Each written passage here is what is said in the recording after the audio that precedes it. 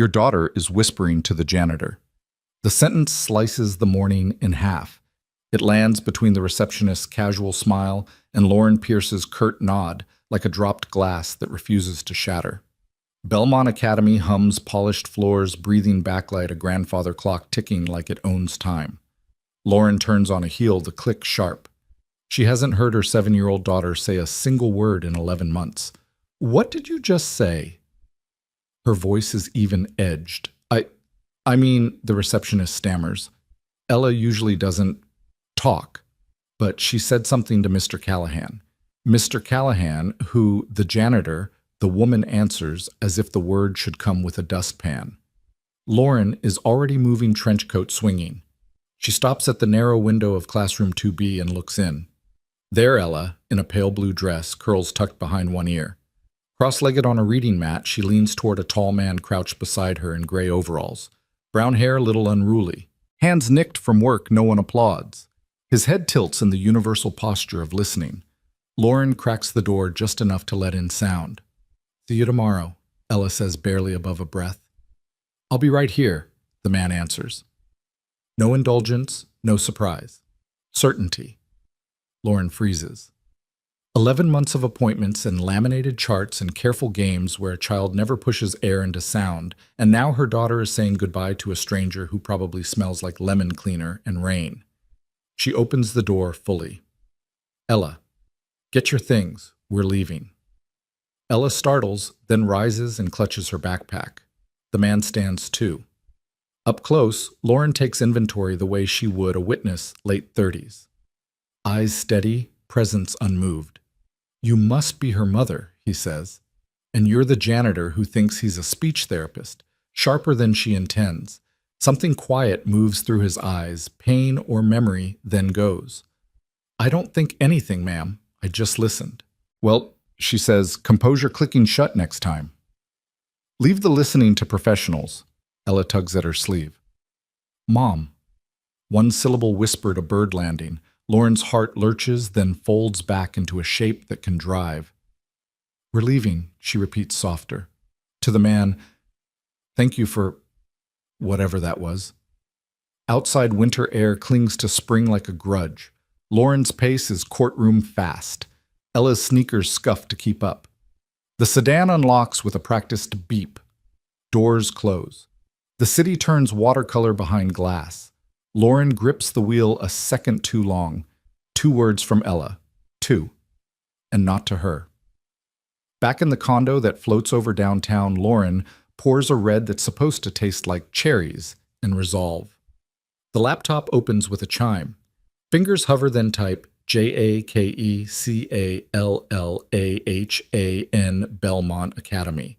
The staff page offers a list and a void, no headshot, just a name under facilities.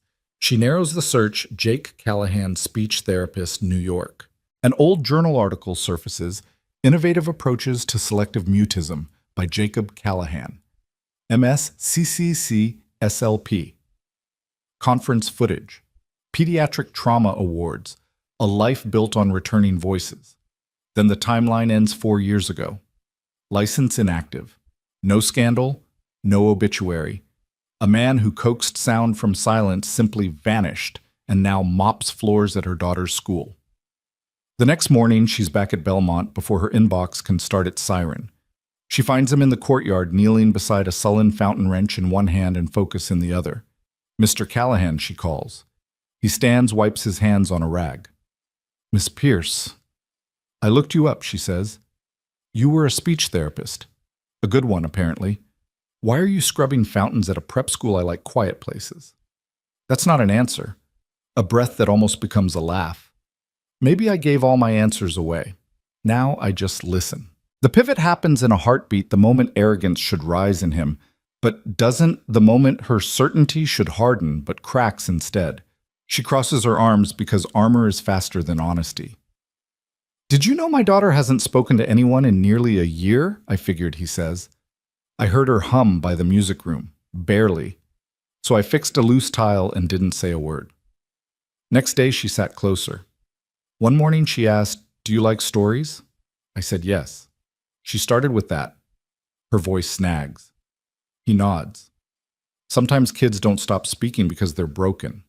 They stop because no one's really listening. You have no idea what she's been through.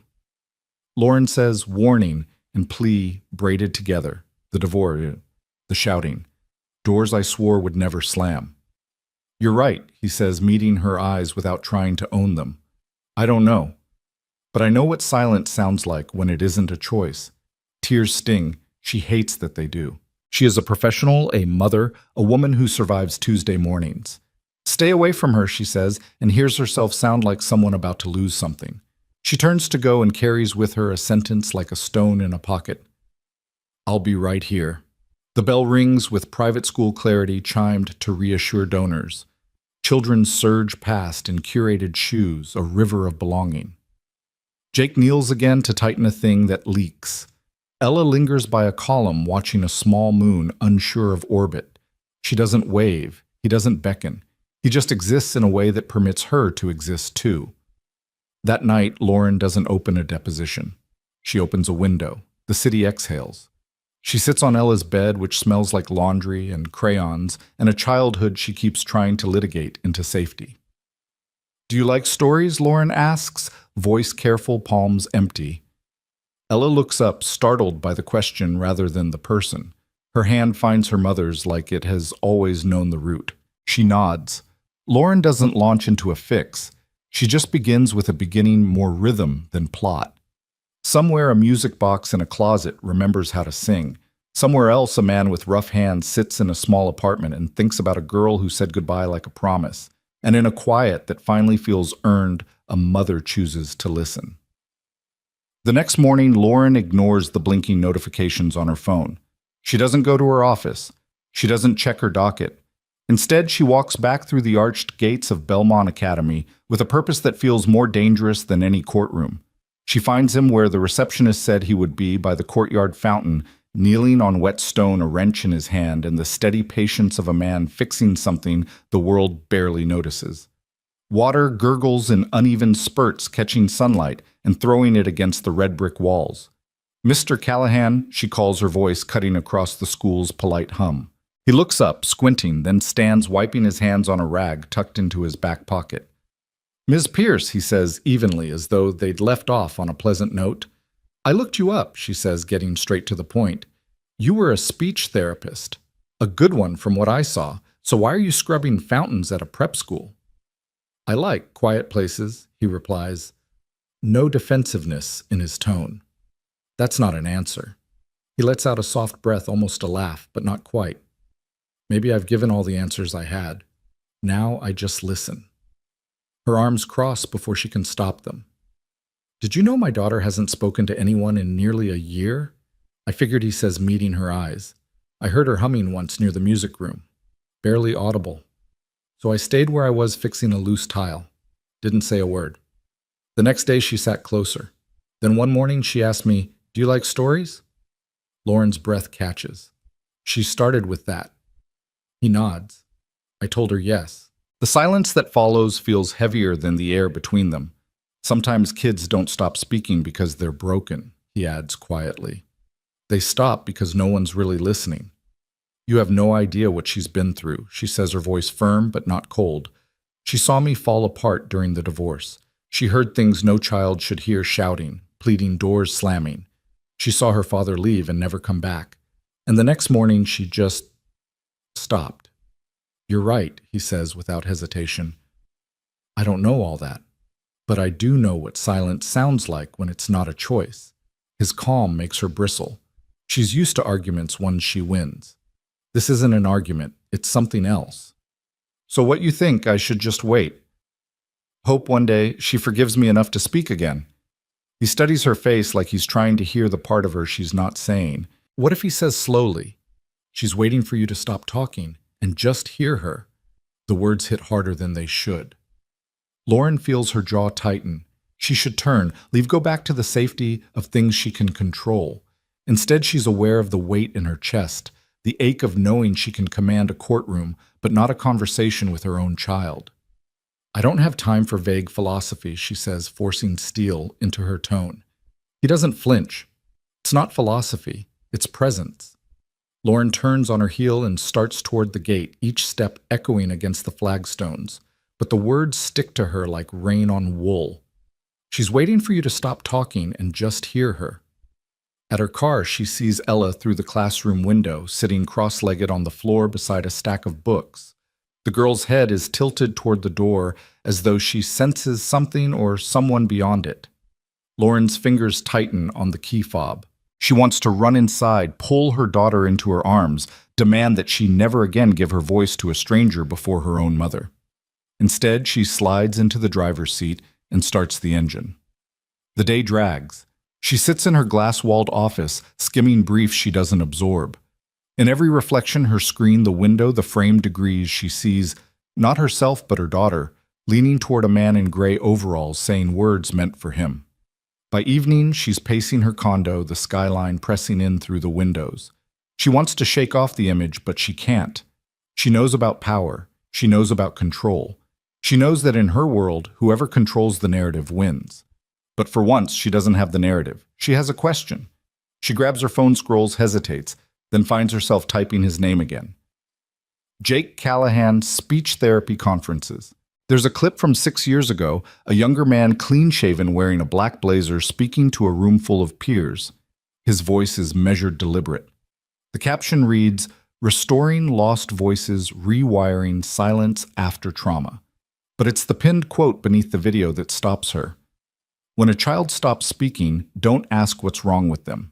Ask what the silence is trying to say. Lauren exhales slowly.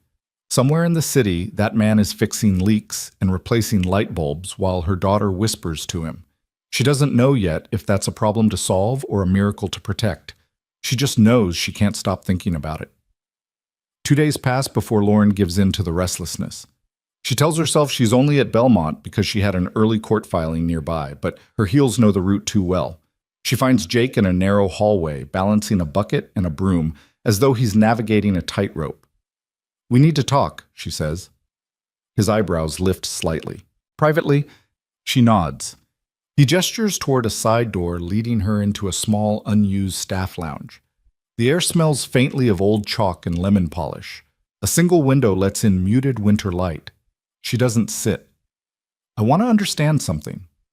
My daughter has refused every professional I've hired. Top therapists, world-class clinics. And then out of nowhere, she starts talking to you, a janitor." "You say that like it's a diagnosis," he replies mildly. "I say it like it's not your profession." "Fair," he says, leaning the broom against the wall. He doesn't look cornered. He looks still. Lauren waits for an explanation, some admission that he's crossing a line. Instead, he just watches her. She doesn't talk. Lauren continues, her voice sharpening. "Not since she saw me break down during the divorce. She heard every word I swore she wouldn't heard me begging her father to stay. And the next morning she stopped speaking. The words hang between them. She hates that saying them aloud feels like a confession." "That's not your fault," Jake says softly. "Don't patronize me. I'm not. But you're trying to fix her like she's broken. She's not. She's protecting herself." Lauren's arms cross tighter, but the barb doesn't land the way she expects. "So what do I do? Just sit around and hope she forgives me enough to speak again?" He studies her face. "What if she's not waiting to forgive you? What if she's waiting for you to make space for her silence?" Her throat feels tight. "I talk for a living. I command rooms, cross-examine liars. I'm not gentle." "You don't have to be gentle," he says, sitting down at one of the old tables. "You just have to be present." She stares at the worn wood grain between them, unsure if she's angry or relieved. "Why did you stop practicing?" she asks finally, her voice quieter now. His gaze shifts to the window. "My wife," he says. Lauren looks up. She was a singer, jazz, the kind of voice that made you close your eyes when you listened. 2 weeks after our wedding, she found a lump in her throat. By the time we caught it, the damage was done. Lauren swallows. "I'm sorry. I tried everything: therapy, experimental treatments, silent singing techniques. But I wasn't helping her heal. I was just trying not to lose her. And then one day I realized cancer didn't take her. Silence did. The room goes still.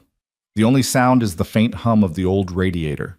He continues, "I walked away from the work after that.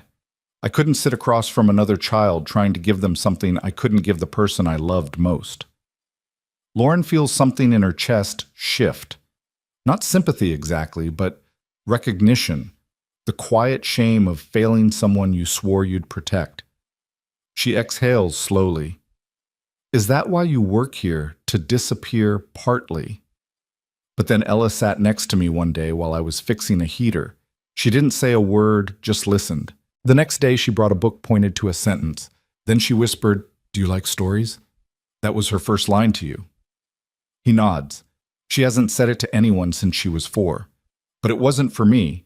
It was her way of asking, will you sit with me in this silence? And I did. Lauren's hand rests against the back of a chair, the tension in her shoulders loosening just enough for her to notice it. Before she leaves, she asks, will you keep talking to her? Only if she wants me to, you. The words follow her out of the lounge into the bright hallway, where children's voices rise and fall like the tide. That night, Lauren knocks softly on Ella's bedroom door. Her daughter is sitting cross-legged on the bed, crayons scattered like tiny flags. Lauren doesn't demand eye contact or answers. Instead, she sits down beside her and says, "Do you like stories?" Ella looks up, a flicker of surprise in her eyes. Then slowly she reaches out and takes her mother's hand. No words, but maybe, just maybe, the beginning of one. The courtroom is a cathedral of control, and Lauren usually thrives in its echo. But today she's distracted. Every time opposing counsel opens his mouth, her mind flashes to the faint smile of a man crouched by a fountain and the way Ella's voice had curled around him like it belonged there. She wins the motion.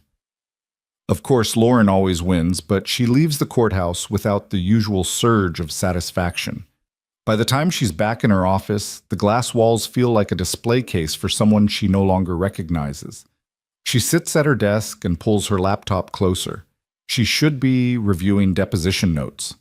Instead, she types Jake Callahan Speech Therapy Conference. A half-dozen videos appear. She clicks the first. On screen, a younger Jake stands at a podium, clean-shaven, black blazer, shoulders squared but not rigid. His voice is steady, each word deliberate, like he's carrying something fragile to its destination. When a child stops speaking, he tells the audience, don't ask what's wrong with them. Ask what the silence is trying to say. The clip ends. Lauren sits back, the words echoing in her head. They're not new words. Therapists had said variations to her before, but from him they feel different. Maybe because he's not trying to diagnose. He's trying to understand. That evening, the city glows gold against the condo's glass walls. Lauren makes grilled cheese sandwiches, simple, unpretentious, the one thing Ella will always finish. They eat at the small kitchen island, the hum of traffic seeping in from below. Ella nibbles at the crusts. Her gaze is fixed on the skyline, as though the lights are speaking in a language only she knows. Did you have a good book group today? Lauren asks. Ella nods, eyes still on the window. Did Mr. Callahan say anything funny again? There's a pause. Then softly, he said, silence is like a blanket, but you still get cold if no one's under it with you. Lauren's breath stills. The sandwich in her hand feels suddenly heavy. She studies her daughter's face, the faint shadows under her eyes, the way her mouth presses into thought. What do you think that means? Lauren asks carefully. Ella shrugs, but her voice is quiet and certain. I think he means it's nicer when someone sits with you. Lauren nods slowly, but her mind is far away back in a dusty lounge, hearing him talk about a singer who lost her voice, and in the courtyard where water dripped from a fountain, and he said he'd just been listening. She doesn't know yet if she trusts him. She's not even sure she trusts herself in this. But she can't deny that her daughter, her silent, careful daughter, is speaking again, and the words are about him. Later, when Ella is asleep, Lauren stands at the balcony wine glass, untouched in her hand. The city hums beneath her feet. She thinks about blankets, about silence, and about a man who seems to understand both better than she does. Her phone is on the counter behind her. She could call him, ask what he meant, but some part of her already knows the answer, and that's what keeps her staring into the night a little longer than usual. Lauren tells herself she's only at Belmont for a quick drop-off, but she doesn't head straight for the exit. Her heels slow in the hallway, drawn toward the faint notes drifting from the music room. Through the half-open door, she sees Jake leaning against the wall, mop in hand, while Ella sits at the upright piano. Her fingers press uncertain keys, searching for something. It's not a song so much as a memory being sounded out one note at a time. Lauren steps inside quietly. What is she playing? Jake glances at her, then back at the piano. Not sure, he says with a faint smile, but it sounds like her. Lauren moves closer. I never taught her to play. We had a keyboard once, but it mostly collected dust. She's not playing with her hands, he says. She's remembering with her heart. The words catch her off guard. I'm not sure I know how to do that, she admits before she can stop herself. You will, he says. Most people wait for children to perform. Ella's just asking to be heard. Minutes later, Ella emerges, a small folder of sheet music clutched to her chest. She stops short when she sees her mother in the doorway. You came, she says softly. Lauren kneels to meet her eyes. Of course I did. Ella glances over her shoulder at Jake, who gives her an encouraging nod. Can we go to the park, she asks. The one with the lake. Lauren blinks. Ella hasn't asked to go anywhere in nearly a year. We can, she says, her voice warm but tentative. Right now. The late afternoon sun glances off the water as they walk along the shore. Ducks drift lazily, unbothered by the weight of human silence. They find a bench, and for a while Lauren doesn't speak. She doesn't know if she's supposed to. Why did you stop listening to music? Ella asks suddenly. Lauren turns toward her. What do you mean? After Dad left, Ella says, the house got so quiet, but not the kind you like. Lauren exhales. I didn't want to hear songs that reminded me of who we used to be. Ella looks down, fidgeting with the hem of her dress. I thought maybe it was because of me. The words hit like a stone dropped in deep water. No, Lauren says firmly, cupping her daughter's cheek. Sweetheart, it was never you. I was trying to be strong. I thought silence meant I was holding it together. But sometimes, Ella murmurs, it felt like you disappeared with him. Lauren closes her eyes. It's the kind of truth that lands without malice but leaves a mark. I'm sorry, she whispers. I didn't mean to leave you in the quiet. That night back at the condo, Lauren finds herself digging through the hallway closet. Boxes of holiday decorations, old trial binders, a dusty Bluetooth speaker, and at the bottom, a small velvet box. She opens it to reveal an old wind-up music box, silver-edged, its lacquer worn smooth. She winds it slowly, and the soft melody spills out. Ella appears in the doorway, her eyes wide. That's it, she says. That's what I was trying to play on the piano. I remember it from bedtime, before everything got quiet. Lauren kneels, the tune wrapping around them both. I didn't know you still remembered that sound. Ella looks at her for a long, quiet moment. I remember everything. Lauren pulls her close, the music box between them, the notes fragile but steady, just like the space they're starting to rebuild. The next afternoon, Lauren walks into Belmont with the music box wrapped carefully in a scarf. She doesn't go to the office or the front desk. She heads straight for the forgotten music room at the end of the South Hall. Inside, the sunlight is softer, filtered through tall windows smudged by years of fingerprints.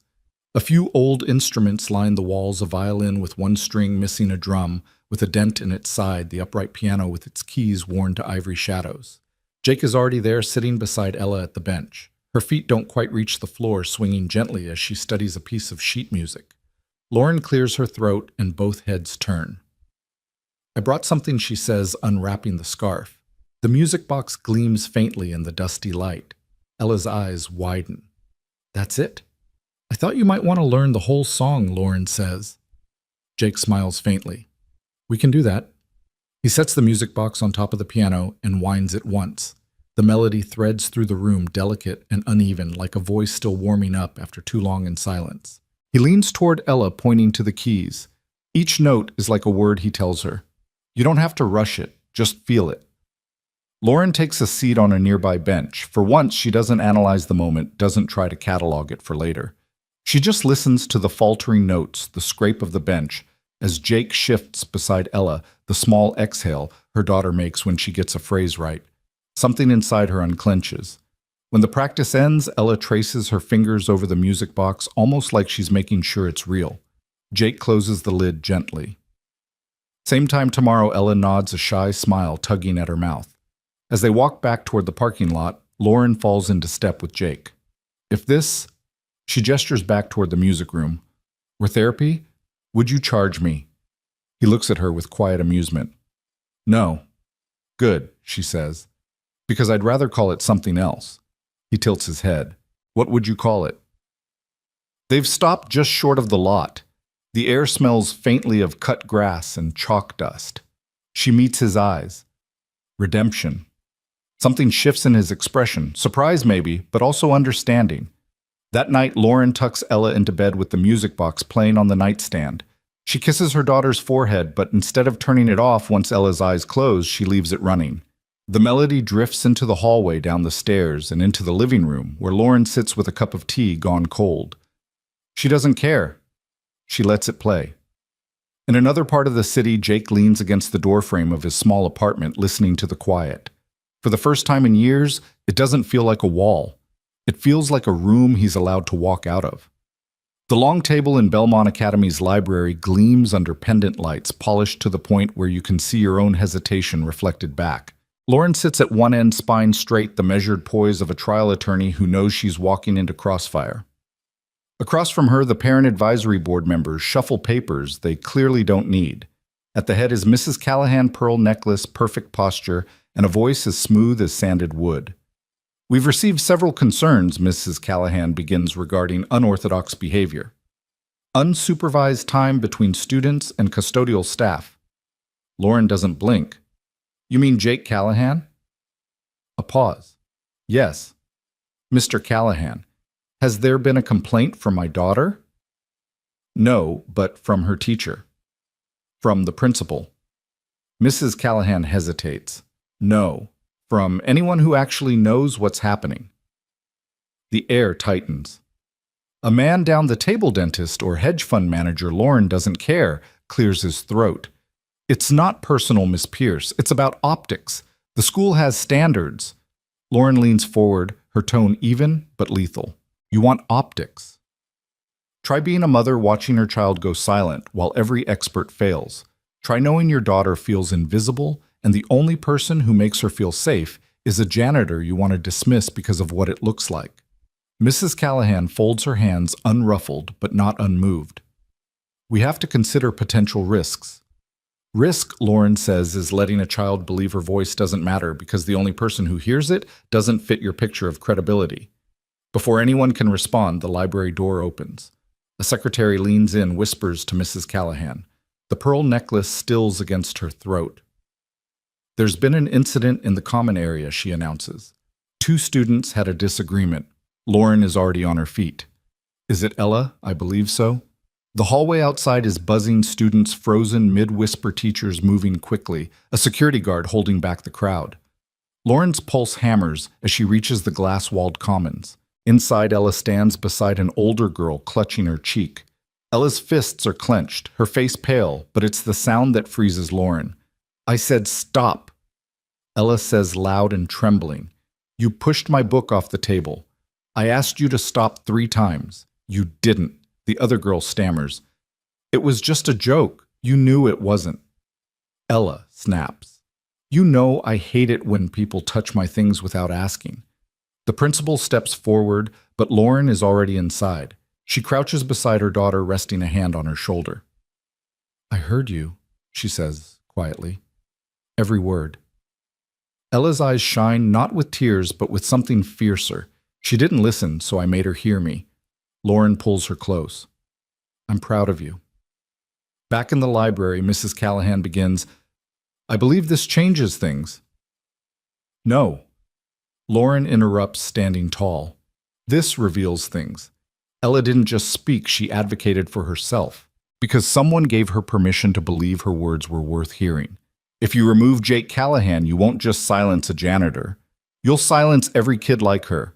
So make your choice knowing who you're choosing not to listen to. She leaves before they can answer the echo of her heels, a verdict in itself. Evening settles over Belmont in muted shades of gold and gray. The parking lot is almost empty when Lauren steps out of her car and heads for the custodian's closet tucked behind the gym. The hallway smells faintly of floor wax, an old paper school scent that somehow feels steadier than her own condo. She knocks once. The door opens to Jake's shirt sleeves, rolled hair, slightly tousled, a pencil tucked behind his ear. "I heard," he says softly. "You always do," she replies. Her voice is warm but edged with something raw. "She spoke today. She roared." A flicker of a smile touches his mouth. That's the most powerful use of language when it protects. Lauren leans against the doorframe. For a moment she studies him the way she does a witness she can't decide is hostile or invaluable. You've spent so long helping other people be heard, you've forgotten you have something to say too. He tilts his head. Like what? She steps a little closer. Like how you feel about this place, about her, about me. His gaze holds hers for a beat before drifting away. I feel like I've been standing in a hallway between the past and the future, and today for the first time I didn't want to go back. Her voice drops. Then don't. Jake leans back against the frame, the faintest trace of surprise in his eyes. You make it sound easy.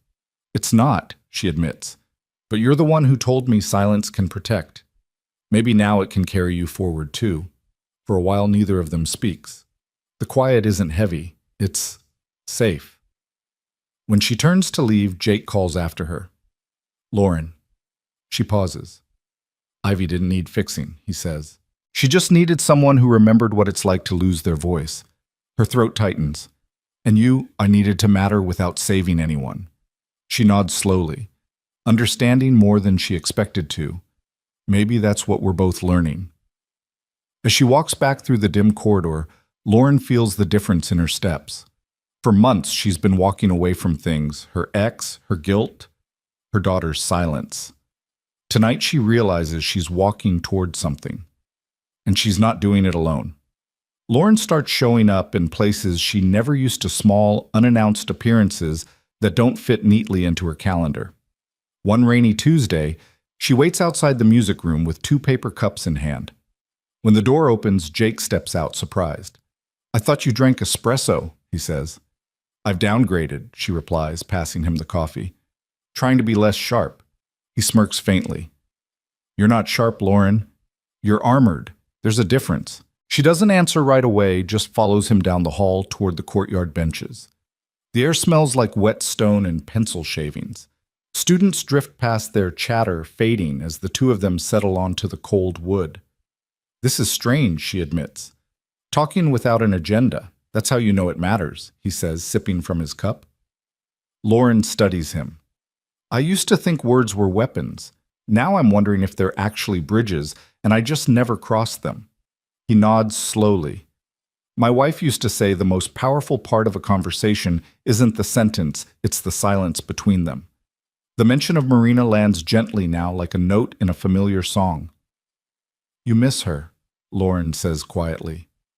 Every day he answers, but there's no collapse in his tone. I don't live in the missing anymore. I live in the remembering.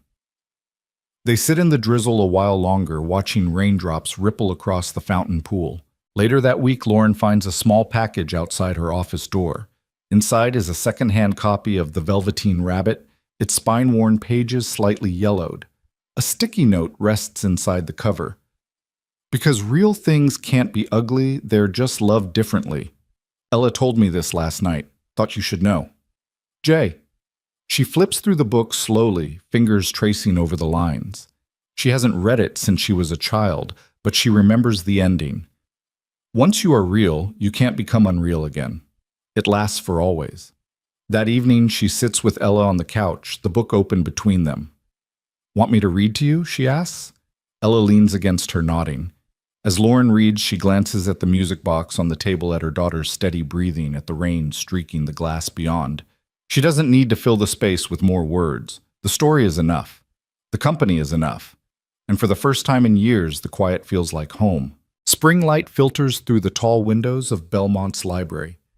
Soft and honeyed dust motes drifting like slow confetti. At a corner table, Ella sits with her legs tucked under her chair, pencil poised above a blank sheet of paper. The assignment at the top reads, Who is your hero? Lauren arrives earlier than usual, her heels muted on the carpet. She's taken the rest of the week off a first in longer than she can remember. Jake meets her at the entrance. She's in the library, he says before she can ask. Of course she is, Lauren murmurs. I think she's writing something important, he adds. Lauren smiles faintly. She always is. But before she can move away, he touches her sleeve lightly. She watches you, you know when you're not looking. When you walk in, she straightens her back, sits taller. She wants to be worthy of being seen by you. Lauren's throat tightens. I never meant to make her feel that way, I know. But sometimes even love wears armor. When Lauren approaches, Ella glances up. Can I sit? She asks. Of course, Lauren says, folding her hands in her lap. Don't read it yet, Ella warns. I won't. I'll just sit with you.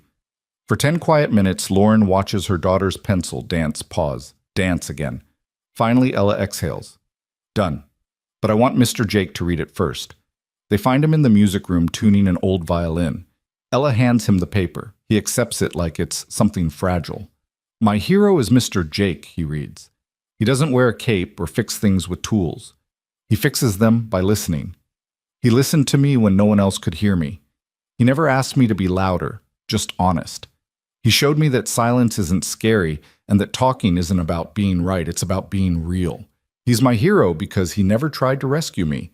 He just stayed close until I rescued myself. The room goes still. Jake folds the paper carefully. May I keep this? It's yours, Ella says. Lauren looks at her daughter, eyes shimmering. You didn't even mention me, she teases gently. Ella turns startled. Mom, you're not my hero. Lauren blinks, trying not to show the sting. You're my home, Ella says simply. Heroes come and go, but home, that's forever. The words hit deeper than any verdict Lauren has ever won. She pulls her daughter into her arms, feeling something settle that's been loose for far too long. The park is waking up to spring. Tiny buds cling to branches, and a few brave daffodils open their yellow faces to the breeze.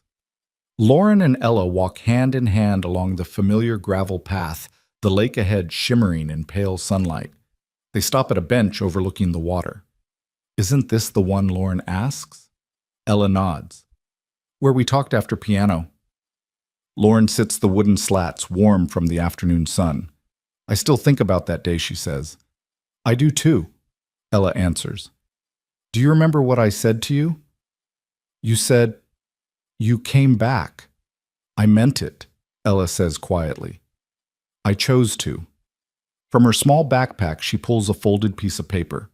This is for you. It's not homework. Lauren unfolds it to find a drawing, two figures holding hands, a music box between them. Musical notes float out, but instead of notes, they're hearts. Above it, in careful block letters, love doesn't always sound like a song. Sometimes it sounds like someone who stayed. Lauren feels the tears before they reach her eyes. Not the courtroom kind she can blink away, but the quiet kind that belong entirely to her. At the same time across campus, Jake is in a small classroom rearranging chairs into a circle. On the chalkboard, he's written, "Tell it how you feel it, even if it's quiet." It's the start of a pilot program, part music, part conversation for kids who need a safe place to use their voices. No media, no ribbon cutting, just 10 children, 2 old instruments and a music box on the piano. Later, when Lauren stops by to see the setup, she catches him wiping chalk dust from his hands. It's a good idea, she says. He shrugs lightly. It's not about ideas, it's about space. They just need somewhere they can speak without having to prove anything. You think it'll work? I think it already has. That evening, he shows up at her apartment with something wrapped in brown paper and tied with string. This is for Ella, he says. She unwraps it slowly, an old leather-bound notebook. Its pages lined with hand-sketched music notes and personal markings. This was Marina's, wasn't it? Lauren asks. He nods. The last thing she wrote in before she lost her voice. I thought Ella might want to make it hers. Lauren's fingers trace the worn cover. You're giving this away, I'm passing it on. That night, Ella sits cross-legged on the living room rug, the notebook open in front of her. Jake shows her how to read the scrawled notations explaining each mark with the patience of someone who knows music is more than sound, it's memory. From the couch, Lauren watches them feeling as though the three of them are playing the same song now, even if none of them has named it yet. The end-of-year ceremony at Belmont fills the auditorium with a warm hum of voices.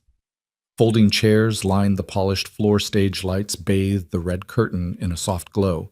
and parents lean forward with cameras ready. But near the front row, Ella sits with a folded piece of paper in her lap, her shiny black shoes swinging just above the floor. Backstage, Jake crouches beside her. "You don't have to read it all," he says, gently. "Just the parts that feel true today." Ella bites her lip. "What if I forget?" "Then speak from where it still lives inside you," he says. "That's where the best words come from." She nods, then turns to her mother. "Will you be where I can see you?" Lauren kneels so their eyes are level. "I'll be front row.